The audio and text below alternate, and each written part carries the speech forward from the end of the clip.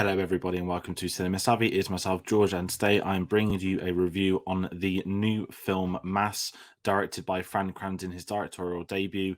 And this is, of course, from the London Film Festival 2021, another entry to a few of our other videos we've already got on the channel.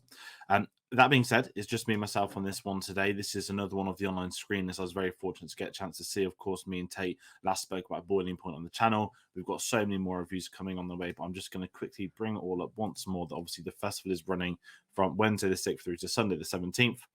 We're both back at home now, so any screenings we're going to be seeing now are going to be some of the online ones, but we still have so many more videos to come your way, including the likes of The French Dispatch, Power of the Dog, and of course the tragedy of Macbeth, and I think a couple of others. I just need to figure out what's happening with those. But that being said, this is of course our London Film Festival content, but we want to hear from you guys below.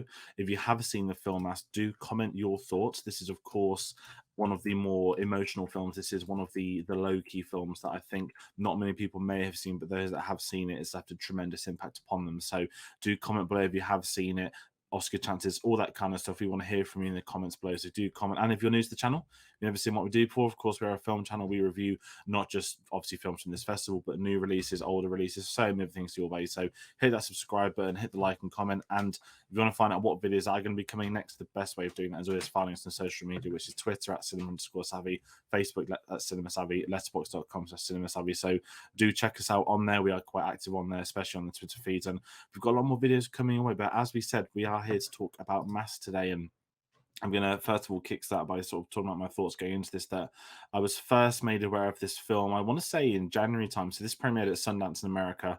I know that Jed, who's obviously been on the channel before, he saw it and spoke to me about it. And it was one of those, it was very interesting hearing people because I'm a massive fan of Jason Isaacs. And I think he is a tremendous actor, and him being attached to a drama was something that I was very curious for. But and then I found out about the subject matter at hand, and I thought that I don't know if there's been a film like this before.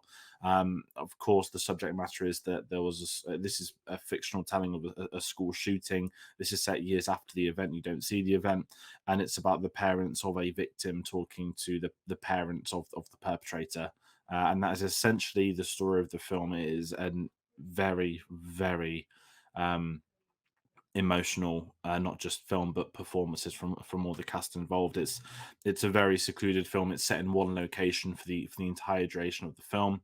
Obviously, with that subject matter, you can imagine how sort of traumatic that will be for a lot of people. Obviously, over here in the UK, we don't obviously have gun laws and whatnot, but we're also very familiar with what we do read about overseas in the States. And I can imagine the reaction to this film is going to be quite disturbing for a lot of people. People may have personal connections to, and it was a very, very fascinating story to tell from the director, which has already left me wanting more. And there's no easy way to sort of get into it, but it's clear as daylight that for a directorial debut, this is one of the strongest ones I've seen. This is probably the first or second best film I've seen from the festival itself, and this is one that I don't know. You can't really use the word you're looking forward to seeing a film about a shooting, but this was one I was very much anticipated for. That I'd heard so many great things about the performances from the cast that I really, really wanted to see this film. I was very lucky that I did get a chance to do so, and has been picked up by Sky. This is going to get released, I think, in the UK in January time. Of course, this is out in America in the next couple of weeks, but we're starting to see the big releases as we push into Oscar season. And this is going to be a film, to me, that should be at the forefront of Oscar season. That I would be very, very surprised to see a couple of acting nominations be missed out on this. And I'm going to start with Jason Isaacs, who everyone knows I'm a massive fan of, even if it's talking about stuff like Harry Potter, which couldn't be any further from this film. But to me, he stole this film. And that's not just as a fan. That you essentially have Jason Isaacs, Martha Plimpton playing the parents of the victim, and Dowd and Reed Birney playing the parents of the perpetrator. And it's not an argumentative film. It's quite an experience. It actually reminded me a lot of The Father that came out earlier this year. That it's this drama set in the same location, and you don't know where the story is going to go. There's no flashbacks or anything like that, so you don't ever see what happened. But the director's choice, how do you comprehend these people that there's a history there that they speak about in the film, but they haven't been together in that same room for 6 years, obviously, since the incident happened. And just being able to write it in a way that felt authentic. That you can use the words like emotions, and there is, but it varies from sort of tears to happiness at points. And each actor has their moments. I'm not saying monologues or back and forth, but this is essentially a film with just four actors going at each other, and it was so important to watch. I don't want to say fun to watch, but you can see the quality of the performances.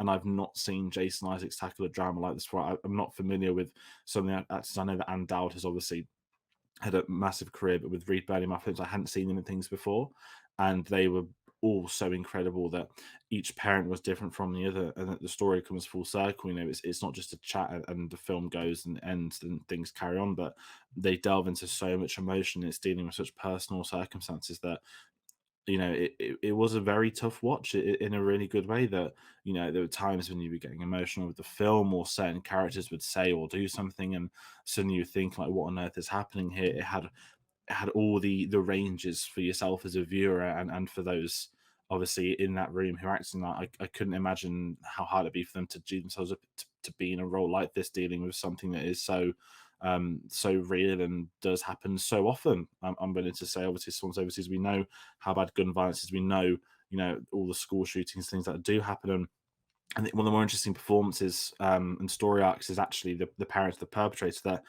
it deals with the matter of, how did it ever get to the point where he would do a school shooting? And it's fascinating hearing them talking about the childhood and how they were as parents. And I think Anne Dowd, certainly from I mean, all four of them are fun, wonderful, I have to say. So I do think Jason Isaacs and Anne Dowd were the best two. I think those are the two that will get Oscar nominations, if any.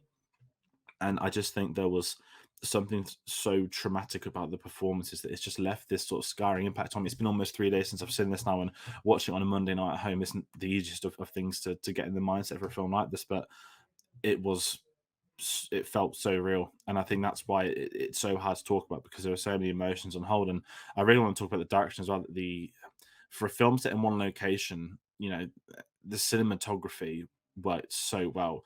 The use of close-ups, long shots, even aspect ratio changes. And if you've seen the film, you know exactly what I mean by an aspect ratio change. There's a certain moment in which they want to do it. It's a big reveal moment, a big story point, and the aspect ratio switches. And it's just one of these things where I'm sort of comprehending how this was made, and it almost feels like a theatre performance. And that's why I was sort of getting that comparison to the father. That this is the kind of thing I can imagine being on stage. Not that this would be, a really fun thing to go. It's not a musical, obviously, but this is something. The small, intricate location, the performances from the actors. This is something that I thought was wonderful, and I was very surprised to see that it hadn't already been done as a play previously. This was original, and again, just going into that subject matter in such an interesting approach that I'm forgetting the film I saw years ago. I think it's called Elephant, when it's about a school shooting, and you see it from character perspectives on the day, and people made it, some didn't. And one thing I was actually worried about this film was, are they going to do a flashback? And I don't think it's a spoiler to say that there isn't, but the fact they chose to alienate that you would discover the events from the day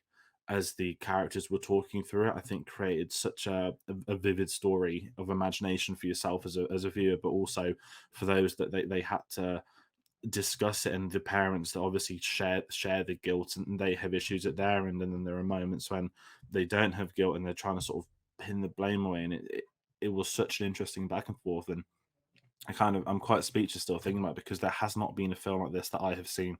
It was so intricate that I said the direction was on point. And I think this is maybe up there with The Power of the Dog as the two best films I've seen from the festival thus far. And this was one I was looking forward to. I think this was meant to originally be at Sundance in the UK and London, and it got delayed. And I was happy for it to be announced that it would be at the London Film Festival. We know that Sky picked up the distribution rights. And for anyone worried that cares about the Oscar season type stuff, obviously Sky also had our rights for Promising Woman, and that still did well. So it going to Sky does not mean that it isn't going to get a cinema release, or it isn't going to get the correct push. It's putting on arguably one of the most accessible platforms for so many people in this country. And I just have to say that I do recommend this film.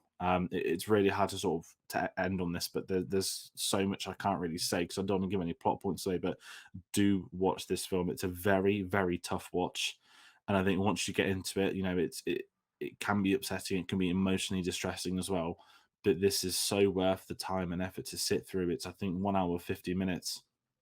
It absolutely flew by, and it felt like you were there with them. It felt like it happened in real time, that it wasn't set across days or weeks. It was all in this intricate setting. And I think for yourself as a viewer at home, you feel like you're in the room with them. That's a credit to the direction, to the performances, to the cinematography. So that's all I can kind of say on this one. As I said, Fran Kranz, it's his directorial debut, which makes me think, what on earth is going to come next? Because this was so hard hitting, and the quality of the actors that were involved in this as well. And there are even moments of lightheartedness which you wouldn't think you could put in a film like this, but they were able to, and it didn't feel unnatural. There were some really beautiful moments of some of these character actors, and for those that have seen, sort of and Dowd at the end, absolutely, leaves you on a whimper. So I thoroughly recommend this film. Do go out and watch this. Do seek this film to watch at home. And sort of really randomly jumping off into, couldn't be a more opposite film coming next. The next review on the channel for the festival is going to be The French Dispatch. I've got Charlie joining me on for that one, so I'm looking forward to watch French Dispatch. Very different to this film as well. I must have that 100%. It couldn't be any more different. So do join us for that one. We've still got a lot more things coming your way. So we've got The Power of Dog, Tragedy Macbeth. We've got red carpet interviews from Belfast, Last Night in Soho, and Titane as well. So do stick around. We've got a lot more festival content on the way. And of course, there's so many new releases. We've got The Last Duel and Venom 2 at some point in the next week. They're both out tomorrow by the time this video goes up. And of course, the James Bond ranking videos are going to be continuing. That is this Tuesday, the 19th of October. And that's an accumulation of the Bond retrospective today. So do join us for that if you've been watching those videos. But as I said, we were here talking about Mass today. I want to hear your thoughts, and see if you have seen it. Let me know your thoughts. Did this have an impact on you? How did you feel after watching this? Did you have to take time to process it? Because so much happened in this wonderful film to watch. And sort of segueing on to where you can find us, what videos are going to come next. We're active, of course, on Twitter at cinema_savvy, facebook.com/cinemasavvy, and letterboxd.com/cinemasavvy. Do check us out on both of those. As I said, we are active. We are announcing our new videos on there. You'll find out about times and other things. So do hit us a follow, do subscribe. We've got goals we're working towards, and we'd love to get you on the journey. So once again, thank you all for watching, and we'll be sure to see you on the next one.